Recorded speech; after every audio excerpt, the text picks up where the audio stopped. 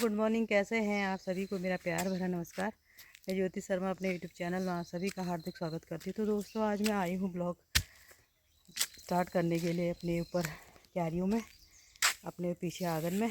तो आज ना बहुत अच्छा लग रहा है, बिल्कुल ठंडा ठंडा, और सुबह सुबह धूप भी आ गई है क्योंकि कल बारिश काफ़ी अच्छी हो गई कल रात। और शाम के समय तो जैसे ही बारिश का मौसम बन रहा था, बहुत भयंकर हवा चलने लगी थी। तो उस समय बारिश उतनी हो नहीं पाई, छींटे छींटे पड़ने के बाद ही बंद हो गया था। लेकिन धूल मिट्टी और हवा इतना भयंकर कि हमारे सारे बेल भी नीचे झुक गए, जैसे कि अंगूर का बेल भी नीचे, ये पूरा नीचे झुक गया है, पूरा ज़मीन मिलने के लिए तैयार है, इतना झुक गया, भयंकर की हवा चली। और आज क्यारियों में काफ़ी राहत मिल गई है, सारी क्यारियाँ थोड़ी गीली हो गई हैं ये, और जो सूखे हुए थे हर चीज़ उसमें डाला था जो, वो थोड़ी हरे भरे लगने लग गए हैं। तो दोस्तों, अब ना हम अगली बार ना इस वाले अंगूर के बेल को काट देंगे, क्योंकि इसमें ना काफ़ी बंदर आ जा रहे हैं, इतने ढेर सारे, बहुत ज़्यादा। तो हम सोच रहे हैं इसको अगली बार काट देंगे, क्योंकि इसका अंगूर हम खा नहीं पाते हैं और ये खुमानी के पेड़ को भी ख़राब कर दे रहा है। तो अगली बार काट ही देंगे। लेकिन बेल तो बड़ा अच्छा हो रहा है, ये बंदरों के चलते इनको काटना ही पड़ेगा हमें। तो अभी चलती हूँ मैं नीचे, अपना और काम करते हैं। और कल पत्ते वत्ते बहुत गिरे हैं काफ़ी, तो शर्मा जी का बना है यहाँ पे झाड़ू लगाना अभी बाहर का। अंदर के कमरों की सफाई तो मैंने कर दी है। अब जाके मैं कर रही हूँ पूजा। अभी मैंने पूजा वगैरह कुछ की नहीं है, तो पूजा करते हैं, मिलते हैं आप लोगों से उसके बाद।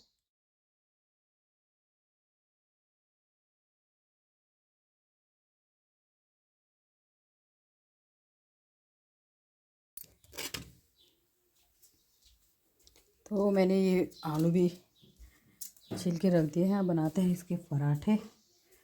आज शर्मा जी ने जाना है अपने काम से, तो इसलिए आज का खाना ये रहेगा। तो आज हमारे गांव में है नीचे भागवत, यहाँ से कम 3-3.5 किलोमीटर नीचे, और तो हम लोग भी जा रहे हैं आज वहाँ। तो आप लोगों को गीता और मैं जा रहे हैं आज अपनी अपनी स्कूटी में, क्योंकि साइड में हम दोनों दोनों साड़ी वाले हैं, तो एक स्कूटी नहीं ले जा पाएंगे साइड नहीं यार, रिस्क ना लेना है। हाँ हाँ, वो तो साइड में डर लगती है ना, नई रोड है। अब हम लोग पहुंचने वाले हैं अब मंदिर पे, जहाँ पे नीचे जाने वाले, यहीं पे एक सीसी रोड है, भागवत है। तो रास्ता भूल गए हम लोग, यहाँ पे आते कम है तो इस गांव में। ये तो नहीं है नीचे ना, सीसी रोड पे कहाँ, वो आगे है। अच्छा हाँ, शायद वहाँ से तो नहीं हो, मैं गई हूँ। तो मिलते हैं आप लोगों को अभी नीचे भागवत में जाने के बाद। तो यहाँ पर है भागवत, ये दिखाई दे रहा है, और यहाँ से व्यू इतना प्यारा लग रहा है, ये सुंदर सा। आज आसमान में काली बहुत ही बादल हैं। कितने दिन हो गए दीदी?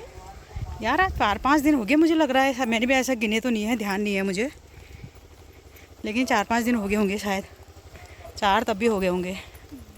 चोट तो नहीं लगी, न मालूम कौन राक्षसी है, लाला मैं इसे पहचान नहीं पाई, अब मैं तुझे कहीं अकेले छोड़ूंगी नहीं। और तुरंत गौशाला ले जाती है, और गौशाला ले जाकर के गौ माता से प्रार्थना करती है, उसकी पूंछ से झाड़ा देती है कि इंद्रियाणि ऋषिकेश प्राणान् नारायणो वतुः श्वेत द्विपतिश्चित्तं मनो योगेश्वरो वृतु क्रीडन्तं पातु गोविन्दः शयानं पातु माधवः। इंद्रियाणि ऋषिकेश प्राणान् नारायणो वतुः, मेरे लाला की इंद्रियों की रक्षा भगवान ऋषिकेश करें, मेरे लाला के प्राणों की रक्षा भगवान नारायण करें, श्वेत दीप के प्रति मेरे लाला के चित्त की रक्षा करें। भगवान गोद में है, हंस रहे, कह रहे मेरा ही नाम लेके मेरे को ही झाड़ा दे रही है। अद्भुत लीला है भगवान। नंद राय जी आए, देखा रास्ते में इतना बड़ा शरीर पड़ा, तो यशोदा जी ब्रजवासियों ने बताया नंद राय जी को कि राक्षसी आई, लाला को उड़ा के ले गई। तो उसी समय नंद राय जी ने 2 लाख गौओं का दान किया, कष्ट निवृत्ति के लिए पूजा करवाई सांडिल्य महाराज से। अब ये पूतना के शरीर इतना बड़ा है, अब इसको एक साथ तो जलाया नहीं जा सकता, तो इसके शरीर के टुकड़े किए गए। और जब इसके शरीर के टुकड़े किए गए तो चिता लगा करके इसके शरीर को जलाना शुरू किया, और जलाते हुए जो सुगंध इसके शरीर से निकली तो पूरा वायुमंडल पवित्र हो गया। परीक्षित ने प्रश्न किया कि महाराज एक बात बताओ, ये पूतना जिसका नाम भी बढ़िया नहीं, जिसका काम भी बढ़िया नहीं, खान पान भी बढ़िया नहीं, रहन सहन भी बढ़िया नहीं, और ये भगवान को मारने के लिए आई, इसके शरीर से तो दुर्गंध निकलनी चाहिए, सुगंध क्यों? तो सुखदेव स्वामी यहां पर बड़ी सुंदर बात कहते हैं कि यस्य स्मरण मात्रेण जन्म संसार बंधना विमुच्यते विष्णवे प्रभ विष्णवे। जिसके स्मरण मात्र से जीव इस जन्म और संसार के बंधन से मुक्त हो जाता है, उसने तो पूतना का स्पर्श किया, और स्पर्श मात्र से पूतना का तामसित्व तो नष्ट हो गया। जो जब तामसित्व नष्ट हो गया तो इसके शरीर से दुर्गंध कैसे आ सकती? आपके कंठ की प्यास तो जल शांत कर देगा। आपके कंठ की प्यास है, कौन शांत करेगा? जल। आपके नाक की प्यास को कौन शांत करेगा? ऑक्सीजन। आपकी उदर की प्यास को कौन शांत करेगा? भोजन। उसी प्रकार से ये कर्णों की प्यास को कौन शांत करेगा? संगीत, भजन। जो भजन प्रेमी होगा वो भजन सुनेगा, जो पंजाबी गीत सुनने वाला होगा पंजाबी गीत सुनेगा। उसी प्रकार से नेत्रों की प्यास को कौन शांत करे? वो दर्शन बताया। यही कपिल देव ने दर्शन शास्त्र की महिमा का बखान किया। जो दर्शन शास्त्र के उद्गाता है महर्षि कपिल, कथा सुनी थी 3 स्कंद में आपने। तो दर्शन करना चाहिए साहब। कहीं जाएं, किसी स्थान में जाएं, कहीं भ्रमण में जाएं, तो कहीं कोई देवालय हो, शिवालय हो, देव प्रतिभा हो, तो उनका दर्शन जरूर करना चाहिए। दर्शन नहीं भी करे तो गाड़ी के सम्मुख, वाहन के सम्मुख, कार के सम्मुख कोई मंदिर, देव प्रतिमा पड़े तो उसको हाथ जरूर जोड़ना चाहिए, प्रणाम जरूर करना चाहिए। उससे कई अनिष्ट कटते हैं। भगवान की कृपा होती है, कृपा बरसती है। तो आज यही दर्शन पाने के लिए महादेव कैलाश से आए गोकुल, और गोकुल में एक रूप बनाया उन्होंने। अब गोकुल की गलियों में भ्रमण कर रहे हैं। गोकुल की गलियों में भ्रमण करते हुए हाथ में शैली है, जो होता है ना, एक चिमटा जैसा होता है। पैर में घुंघरू है, जैसे एक बाबा का वेश होता है। उसी प्रकार से महादेव ने भी साधु का वेश धारण किया और गोकुल की गलियों में पहुंच गए और भगवान की उस दिव्य छवि को निहारने के लिए अलग निरंजन। तो एक ब्रज के कवि लिखते हैं, आज गोकुल की गलियों में नाच जोगी मतवाला। आज गोकुल की गलियों में नाच जोगी मतवाला। आज गोकुल की गलियों में नाच जोगी मतवाला। निरंजन खड़ा पुकारे, देखूंगा नंद का लाला। अलग निरंजन खड़ा पुकारे, देखूंगा नंद का लाला, गोकुल की गलियों में नाच जोगी मतवाला।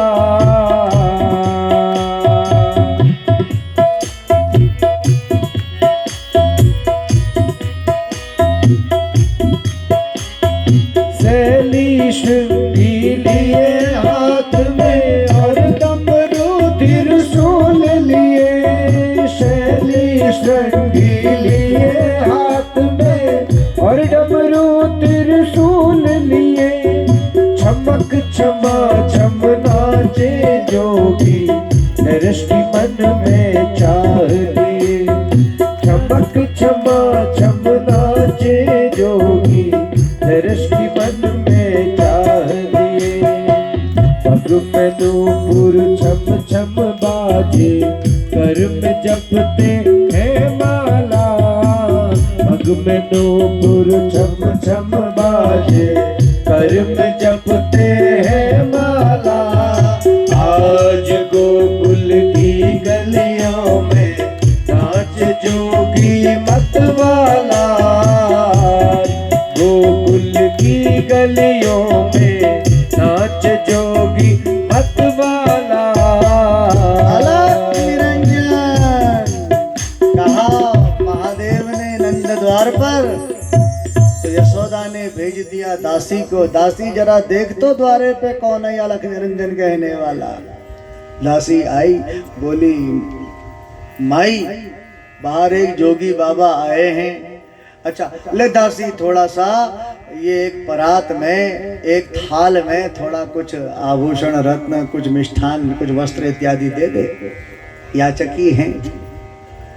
अब वो दासी एक थाल में कुछ आभूषण, कुछ मिष्ठान, कुछ वस्त्र लेकर के पहुंचती है महादेव के पास।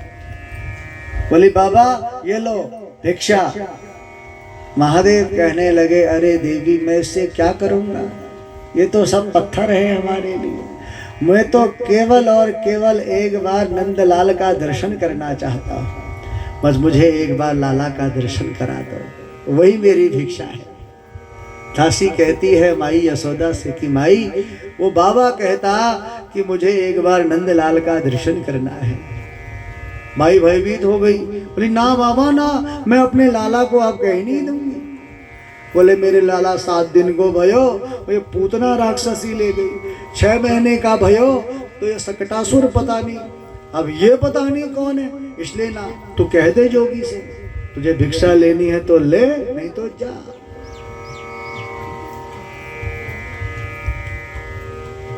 दासी ने कही और महादेव ने कहा कि देवी बगैर दर्शन किए तो मैं जाऊंगा नहीं। 3 हट बड़े विचित्र होते हैं जीवन में, हाँ? एक बाल हट, एक जोग हट, एक त्रिया हट।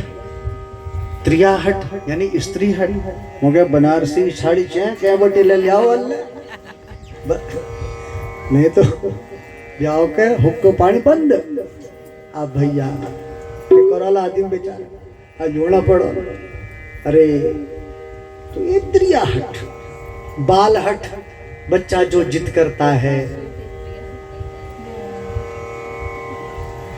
जोग हट जो एक जोगी का हट, साधु का हट होता है, तो वही जोग हट। अब इधर 2 हट है, ध्यान देना, इधर 2 हट क्या है, यशोदा का भी हट है और इधर जोगी का भी हट है। भगवान ने कही बगैर दर्शन करे बगैर मैं जाऊंगा नहीं, और माता यशोदा कहती है मैं अपने लाला को कहीं ले नहीं जाऊंगा। अब यहां पर बड़ी समझने की बात है साहब, हट ठीक है, अच्छी बात है, लेकिन साहब एक बात बताएं, ये हट से कुछ मिलने वाला नहीं है, कुछ हासिल होने वाला नहीं है। कहीं ना कहीं पर समझौता, झुकना तो पड़ेगा ही पड़ेगा। अब दोनों ही हटी हो जाएंगे तो फिर कैसे आगे संसार चलेगा, कैसे समाज चलेगा, कैसे गृहस्थ चलेगा। कैसे नगर चलेगा। इन सब चीजों को समावेश करते हुए आज महादेव तो बैठे। अब महादेव देव सब देव हैं, वो महादेव इसीलिए हैं कि उनमें महातत्व है, इसलिए तो महादेव है। भाई इंद्र को जो महादेव नहीं कहा गया, विष्णु को तो महादेव नहीं कहा, शिव को ही महादेव क्यों कहते हैं? क्योंकि उनमें महान तत्व है। व्यक्ति रहता है लेकिन उसकी उपयोगिता, उसका महत्व उसके परलोक जाने के बाद पता चलता है। ध्यान देना। तो इसलिए जब महातत्व विद्यमान जीव में होते हैं तो ही वो महादेव कहलाता है। 1 घंटा 2 घंटा 3 घंटा 4 घंटा हो गया, अब महादेव ने सोची कि चलो, देखो भोलेनाथ भी है उनका नाम, भोले भी हैं वो, नहीं देना चाह रहे होंगे दर्शन।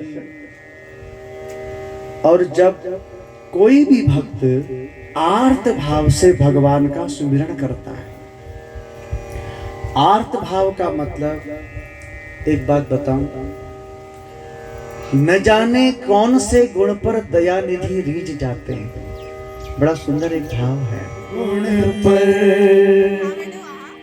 न जाने कौन से गुण पर दया निधि रीझ जाते हैं, न जाने कौन से गुण पर, न जाने कौन से गुण पर दया निधि रीझ जाते हैं, दया निधि रीझ जाते हैं, न जाने कौन से गुण पर, न जाने कौन से गुण पर दया निधि रीझ जाते हैं, दया निधि रीझ जाते हैं। यही हरि भक्त कहते हैं, यही हरि भक्त कहते हैं, यही सद्ग्रंथ गाते हैं, न जाने कौन से गुण पर दया निधि रीझ जाते हैं। विलाप करती हैं लेकिन नहीं आए, केवल द्रौपदी के बुलाने पर पहुंच जाते हैं। मधुपुरी से गोपियों की दुख व्यथा सुनकर आए, मधुपुरी से गोपियों की दुख व्यथा सुनकर आए, दुख व्यथा सुनकर द्रुपद जाके बुलाने पर, द्रुपद जाके बुलाने पर द्वारिका से दौड़ आते हैं, द्रुपद जाके बुलाने पर द्वारिका से दौड़ आते हैं, न जाने कौन से गुण पर दया निधि रीझ जाते हैं। तो भोलेनाथ हैं, वापिस कैलाश की ओर जाने लगे। ठीक है प्रभु, आप दर्शन नहीं देना चाहते, आपकी जैसी लीला आप जाने। मैं आपको यहीं से प्रणाम करता हूं, प्रणाम स्वीकार करो। और महादेव के नेत्रों से जब अश्रुधार निकली ना, तो जो अश्रुधार की वेदना है वो गोविंद के, वो लाला के हृदय पर पहुंची। और अब जब महादेव जाने लगे तो लाला ने रोना शुरू किया। अब जब बच्चा रोता है तो माँ उसको गोद में पकड़ करके कभी चंद्रमा दिखाती है, कभी वो चिड़िया दिखाती है, कभी वृक्ष दिखाती है। तो ऐसे ही माता यशोदा करने लगी। लेकिन भगवान चुप होने वाले कहाँ हैं? तो अचानक यशोदा ने दासी को बुलाया कि अरे दासी, अभी तक मेरा लाला ठीक था, न मालूम क्या मेरे लाला को हो गया, कोई नजर तो नहीं लग गई। देख, तू कह रही थी बाहर एक साधु बाबा आया है, जा उसको बुला के लिया। दासी गई। द्वार से थोड़ा ही दूर पर आगे गए थे महादेव, तो तुरंत दासी ने महादेव को पुकारा, अरे बाबा, अरे बाबा रुक। महादेव ने पीछे को देखा, मुड़ करके वो दासी बुला रही। दासी कह रही कि चल रे जोगी नंद भवन में, तो है यशोदा माई बुलाए, वाके लाला को नजर लगी है, राई लोन कराए। महादेव ने हाथ जोड़े भगवान को, वाह प्रभु आपकी लीला, क्या अद्भुत लीला है आपकी। और महादेव दासी के साथ पहुंच गए। यशोदा जी लाला को गोद में लेकर के खड़ी है और महादेव लाला के सम्मुख, दोनों एक दूसरे को निहार रहे। महादेव ने कही, माई लाला को मेरे गोद में दो। यशोदा कहने लगी, बाबा अगर तुझे राई उतारनी है तो यहीं से उतार दे, गोद में नहीं दूंगी। लाला का रोना बंद हो गया। तो भगवान एक भाव से तो अपने स्थान पर खड़े हैं और एक भाव से गोविंद के चरणों तक पहुंच गए, लाला के चरणों तक पहुंच गए और लाला के चरणों को स्पर्श करके अपने सिर पर लगाया। और बड़ा सुंदर भाव है। भगवान के विषय में, उनकी लीला का गुणगान, उनके विषय में, उनके अगाध प्रेम के विषय में कौन कह सकता है? किसमें सामर्थ्य है ऐसी? एक शिव महम ने स्तोत्र में एक श्लोक लिखा है कि असित गिरि समीक्षा जलम सिंधु पात्रे, सुरवरु तरु शाखा लेखनी पत्र मुरवीण, लिखती यदि शारदा। श्रुति को ईश्वर के गुणानुवाद लिखने को बैठा दिया जाए, लिख, तदपि ईशम गुणानाम पारम न आती, तब भी उस ईश्वर के गुणों का पार आसो कीजे। जब जब मेरो लाल रोवे, तब तब दर्शन दीजे। रह रे जोगी नंद भवन में, ब्रज में वासो कीजे। जब जब मेरो लाला रोए, तब तब दर्शन दीजे। जोगी बाबा आज से तुम यहीं ब्रजमंडल में ही रहो और जब भी मेरा लाला रोएगा ना, तब तुम इसको दर्शन देने आ जाना। तो तुम लाला को स्नान कराओगी तो इनका जो स्नान का जल है वो सीधे मेरे ऊपर गिरना चाहिए। और तब से महादेव वहीं गोकुल में नंदेश्वर के रूप में स्थापित हो गए। बोले नंदेश्वर महादेव की। नंदेश्वर रूप में वहां विराजमान हो गए। कंस ने कुछ समय के बाद एक और राक्षस भेजा, उसका नाम है तृणाव्रत। ये जो धूल उड़ती है ना गोल गोल बवंडर जैसा, उस रूप में आया और भगवान ने इसका भी उद्धार कर दिया। भगवान 1 साल के हो गए, अभी तक इनका नामकरण नहीं हुआ। वसुदेव जी ने यदुवंशियों की जो आचार्य हैं वो हैं गर्गाचार्य जी। बुलाया, कहा जाओ गोकुल और हमारे पुत्र का नामकरण संस्कार करके आओ। तो गर्गाचार्य जी पहुंचे नंदराय जी के यहाँ, और नंदराय जी ने कही कि हम तो अपने लाला के नंदोत्सव में इस प्रकार से मग्न हो गए कि नामकरण करना ही भूल गए। तो गौशाला में नामकरण हुआ, और उस गौशाला में नामकरण होते हुए रोहिणी और यशोदा ने अपने पुत्रों की अदला बदली कर ली।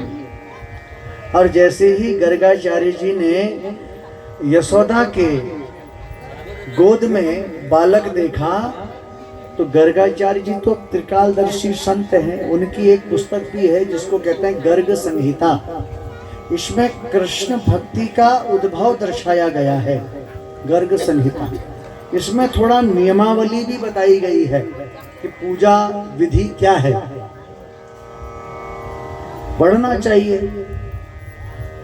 धार्मिक पुस्तकों की दुकान में मिल जाती है पुस्तक।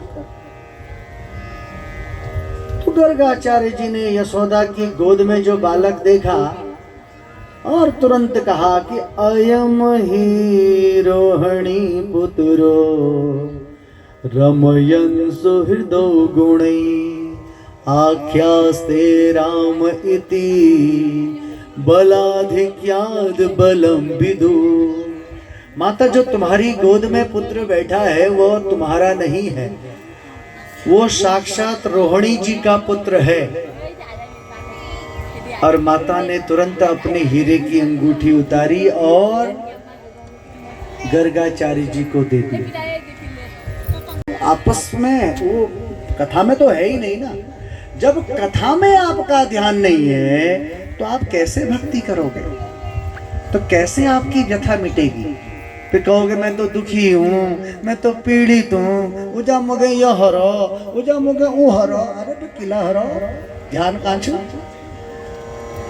डॉक्टर जब कोई उपाय बताता है, वो दवाई देता है, पर्चा लगा दिया, पर्चा लगाने के बाद थोड़ा लंबी लाइन लगी है, अरे तो बहुत है टाइम से आपके करनो, हम बाद में है। जो पर्चा लगा हुआ है, अपना आदमी गोल कहाँ, चाय की दुकान में चाय पी रहा। अब वहाँ से डॉक्टर साहब नाम पुकार रहे हैं कि भैया फला फला व्यक्ति आ जाओ। अब फला फला व्यक्ति कहाँ से आता है? वो तो चाय की दुकान में चाय पी रहा, पकौड़ी खा रहा है फर्स्ट क्लास। और तब तक दूसरे का नंबर आ गया, और जब तक वो आया तब तक छुट्टी हो गई, डॉक्टर साहब चले गए। कहने का मतलब है प्यारे, ये ज्ञान गंगा है, ये बोलना तो जिंदगी भर का है। ये सत्संग बड़ा दुर्लभ है। 2 दिन की कथा और शेष है, उसके बाद हम अपने घर, आप अपने घर। केवल अनुसरण चलता है। फिर जो श्रोता होगा, जो वास्तव में भक्ति भाव अर्जित किया हुआ होगा, तो वो फिर केवल उसका मनन करता है। वो मनन उसका जीवन पर्यंत चलता है। वही भक्ति है, वही तो भक्ति। एक दीक्षित व्यक्ति एक ही बार आपको दीक्षा देगा, एक मंत्र दे देगा। अब उसको आपने निरंतर जपना है जीवन पर्यंत, वही आपके स्वभाव को परिवर्तित करेगा, बार बार नहीं। ना मैं भूल गई मंत्र, महाराज आई दीदी, अब वो क्या पता कहाँ है, वो खुद ही नहीं, वो तो खुद ही भूल गया होगा। इसलिए ये ज्ञान गंगा है प्यारे, इस ज्ञान गंगा में डुबकी लगाओ। ये ज्ञान गंगा बड़ी दुर्लभता से प्राप्त होती है, और इस ज्ञान गंगा में डुबकी लगाओगे तो निश्चित कुछ ना कुछ आपको प्राप्त होगा, वो गोविंद मिल जाएगा। इस ज्ञान गंगा को देख करके आप किनारे किनारे चले जाओगे, डुबकी नहीं लगाओगे तो फिर कुछ मिलने वाला नहीं है। तो आधा 1 घंटा, क्योंकि ये सत्संग है, और इस सत्संग दुनिया में, इस सत्संग प्रेम में, तो कल जो दिवस है वो बड़ा एक अच्छा दिवस है। और योग के माध्यम से हम कई प्रकार के अपने विकारों को दूर कर सकते हैं, अपनी शारीरिक परेशानियों को दूर कर सकते हैं। और वो योग जो है वो एक जुड़ाव उत्पन्न करता है, वाइब्रेशन जिसको कहते हैं, चुंबकीय। जैसे एक चुंबक होता है, एक चुंबक होता है, वो एक चुंबक को चुंबक खींचेगा तो जुड़ाव होता है, हाँ? उसी प्रकार से योग प्रयास करो।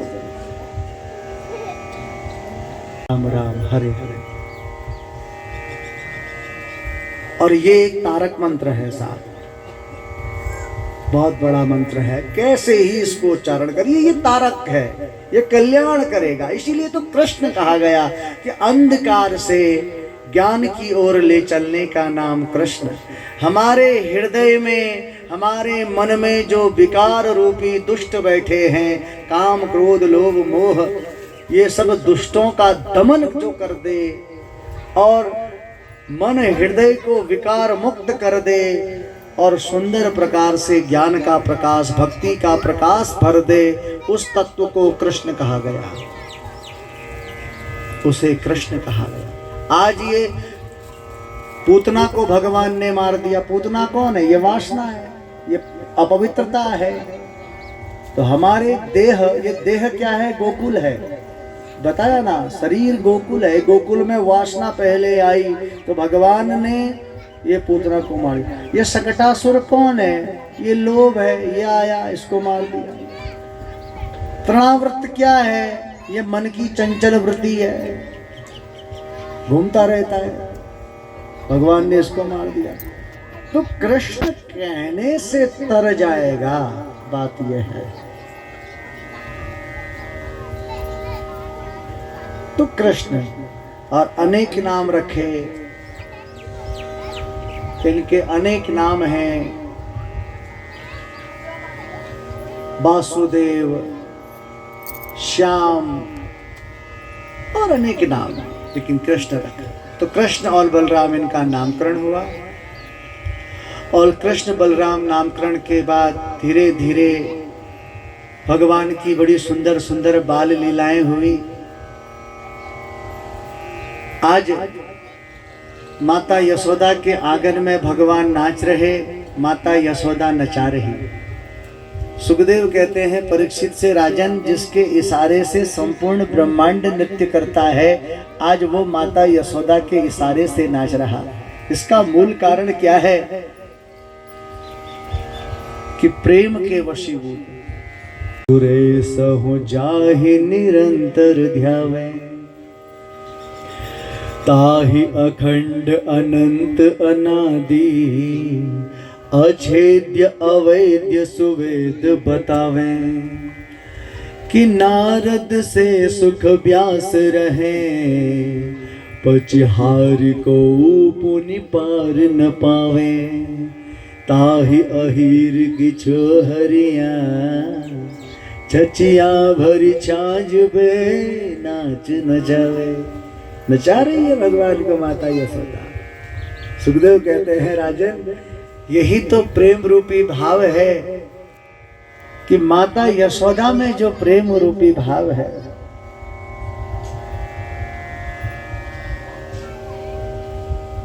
और उसी प्रेम के वशीभूत होकर के आज भगवान माता यशोदा के आंगन में नाच रहे। मात्रेण्य वेदयन् एकदा क्रीडा मानस्ते रामाद्या गोपदारिका। एक दिन क्रीड़ा करते समय वहीं यमुना के किनारे भगवान ने मिट्टी का डेला खा लिया। इसको मृद भक्षण लीला कहते हैं। एकदा क्रीडा मानस्ते रामाद्या गोपदार कहा। और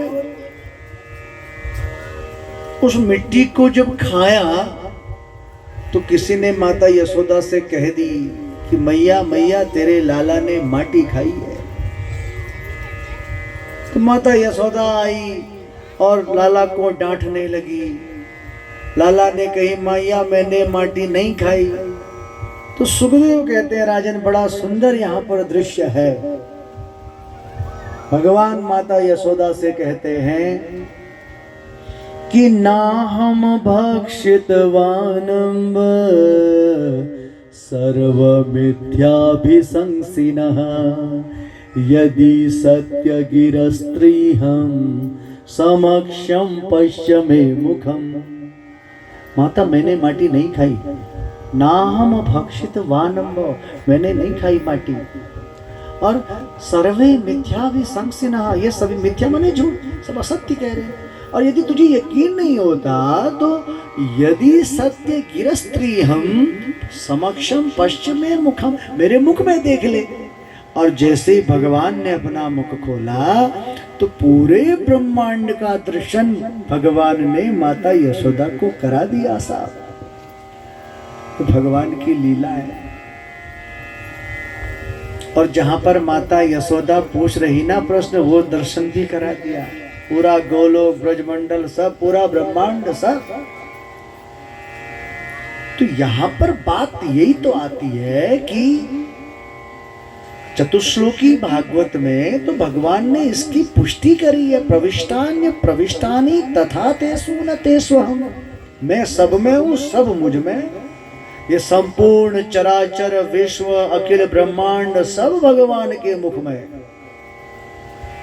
सब भगवान के देह में है। भगवान ही बने ये सब, भगवान का साकार रूप है ये प्रकृति, भगवान का साकार स्वरूप है ये सृष्टि, भगवान का साकार दर्शन है ये जीवात्मा जीव। तो इसी प्रकार से सब दिखाया। और तुरंत वैष्णवी शक्ति को बुलाया, वैष्णवी माया को बुलाया।